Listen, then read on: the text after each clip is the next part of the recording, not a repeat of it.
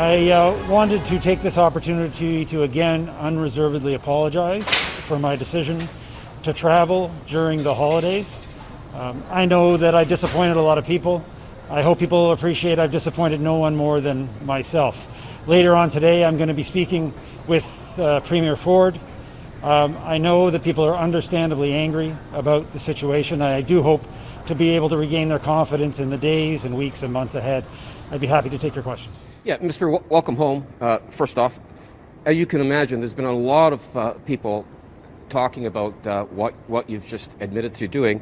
And the question that all of them are asking is, what were you thinking? I've been asking myself the same thing over the last number of days. Obviously, I made a significant error in judgment, and I will be accountable for that. I do not make any excuses for the fact that I traveled when we shouldn't have traveled. And I think the one thing that I hope is that I'll be able to regain the confidence of the people of Ontario. I think there's a lot of work that still needs to be done, and I would like to be a part of that. And the Premier said that you didn't tell him you were going. Why? And were you trying to keep that a secret? Listen, Premier Ford has far more important things to do than worry about the travel of his ministers or the people who work for him. As I said, this was my decision. It was a serious error in judgment. The blame is mine, and the blame is mine alone. And many people are commenting, sir, on your tweets. Was this an effort to keep the trip a secret? Were you trying to kind of fool people into believing you were home? Listen, I understand why some people believe that's the case. It is not. Many politicians, I would almost say most politicians, pre-program and pre-record a lot of their social media content.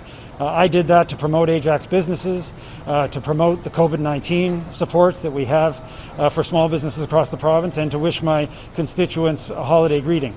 That said, I understand in the circumstances why it seemed insincere, and I apologize for that, but it was not the intention. So just to be clear, there was no intent to deceive anybody with regards to those photos? There's no, again, many politicians use that pre-programmed on Christmas Eve. They don't all tape their Christmas Eve greetings. They tape them before. That's what I did. Sir, will you resign? You know, I think that there's a lot of work still to be done in the province, but finally, that is one of the things that I'll be talking to the Premier about today. I understand that my actions have angered a lot of people, and I have to earn back that confidence.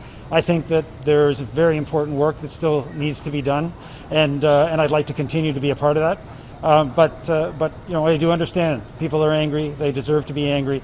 I have to earn back that confidence. So, is there a possibility that it may come to a resignation? Listen, I said it is finally up to the Premier, who serves in the Premier's cabinet, as it should be, and I understand his disappointment. I want to express to him, you know, obviously, as I have already and as I have here, my apology for this. It's sincere. I think I can still make an important contribution. But finally, that's part of the discussion I'm sure I'll have with the Premier, and appropriately, it's up to the Premier. And has the Premier asked you to resign as of yet? We have not talked about it, no. And lastly, sir, do you feel that the lockdown rules didn't apply to you? I mean, I'm just trying to get some answers for people as to you being the Minister of Finance. Again, as to what you were thinking, did you feel that it didn't apply to you, or what was your thoughts? Of course it did, and of course that's now why I'll be going to Ajax to quarantine for 14 days.